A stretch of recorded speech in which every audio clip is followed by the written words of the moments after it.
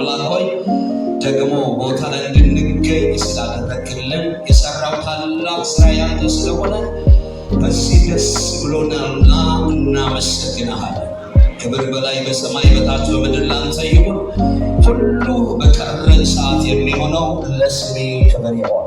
እናመሰግንሃለን፣ እንባርክሃለን፣ ከፍ እናደርግሃለን በኢየሱስ ስም አሜን።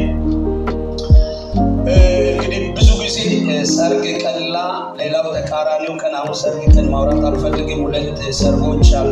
ሰዎች ለይቶ ነጣጥሎ የሚያዩ ግን አንድ አይነት አንዴ ነው ሰው የሚያገባው አንዴ የሚሞተው የሚባል አባባል መጽሐፍ ቅዱሳዊው ነውና መጽሐፍ ቅዱሳችን ላይ የሚሰብከው ቃል አይደለም እና በዮሐንስ ወንጌል ምዕራፍ 14 ላይ ከጌታ ኢየሱስ ክርስቶስ ጋር አብሮ ደቀ መዛሙርቱ ረጅም ጊዜ ቆይተው